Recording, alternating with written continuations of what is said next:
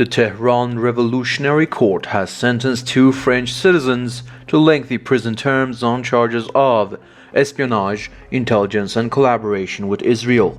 According to reports from media outlets affiliated with Iran's judiciary, one of the defendants was sentenced to 6 years in prison for spying on behalf of the French intelligence service, 5 years for collusion and assembly against national security, and 20 years of imprisonment in exile for intelligence collaboration with Israel. Under the charge of Moharebe, which means waging war against God, the second defendant was sentenced to 10 years in prison for espionage, 5 years for collusion and assembly, and 17 years for aiding in intelligence collaboration with Israel. While the judiciary has not released the names of the defendants, independent reports and official statements from the French government strongly indicate that the sentences are for Cécile Kohler and Jacques Paris, two French citizens who were arrested in Iran. The French government has repeatedly demanded their release, and President Emmanuel Macron, in his recent meeting with Iranian officials, once again stressed the need for their immediate freedom.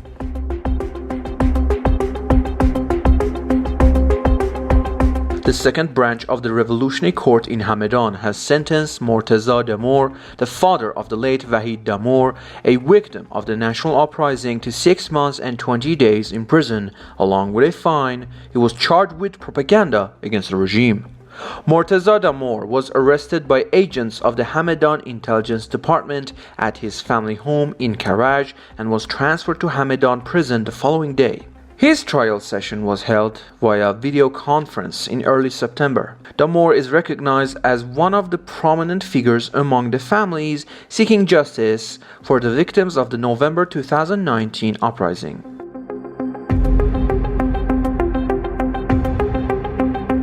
Mohammad Najafi, a lawyer and political prisoner held in Evin prison, is facing a new judicial case. His interrogation session for this case was held in absentia at Branch 3 of the Investigative Court of District 33.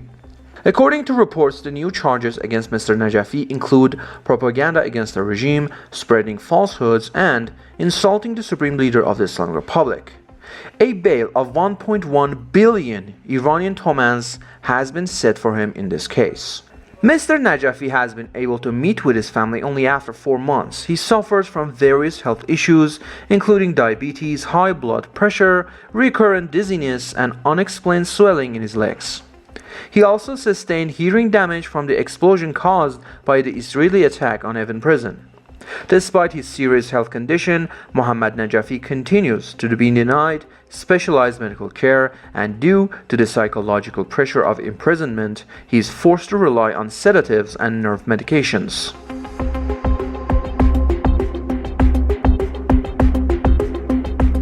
Abbas Wahidian Shahrudi, a writer and one of the signatories of the Statement of 14, has received new sentences from the Revolutionary Court. In a session referred to as an online court, he was sentenced to 2 years in prison for propaganda against the regime, 1 year in prison for confessing to overthrowing the government, and 2 years of exile in Zabul. This new verdict comes while Wahidian Shahrudi is already serving a 21-year prison term in Vakilabad prison in Mashhad, a facility notorious for its harsh and inhumane conditions. Over the past 4 years, he has not been granted even a single day of medical leave and remains imprisoned despite suffering from multiple health problems.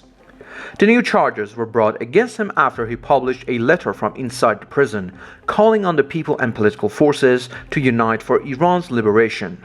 This latest ruling is widely viewed as an unlawful and retaliatory act, another example of regime's ongoing suppression of freedom of thought and expression in the Islamic Republic.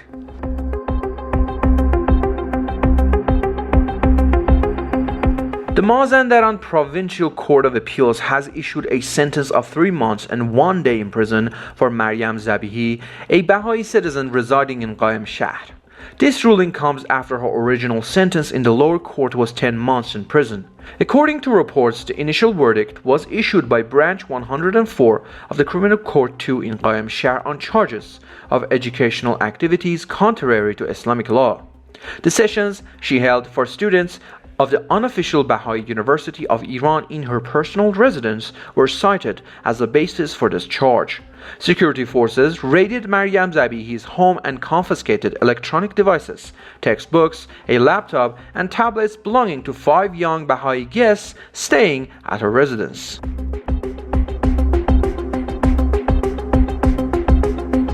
A group of applicants from phases 1 to 3 of the National Housing Project for University staff in Ahvaz gathered in front of the Khuzestan governor's office to protest delays in unit handovers and officials' indifference.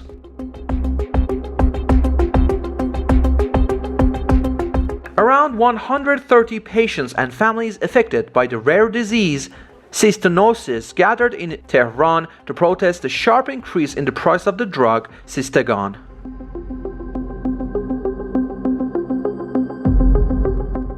A group of telecommunications retirees in Tehran, Isfahan, Ahvaz, Kermanshah, Kurdistan held a protest against poverty, poor living conditions, and the authorities' neglect of their demands.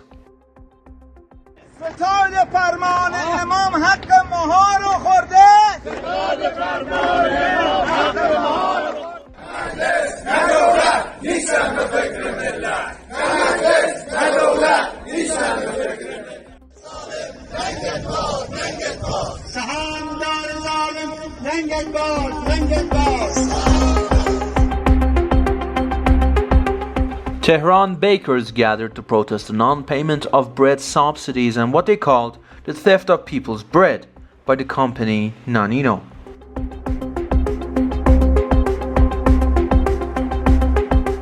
A group of retired oil industry workers gathered under Hafez Bridge in front of the new Ministry of Oil building to protest unpaid wages and harsh living conditions.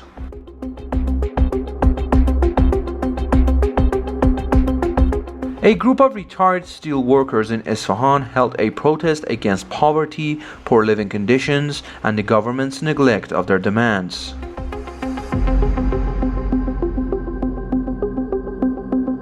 Retirees from the National Social Security and other pension funds held a protest in Kermanshah and Shush.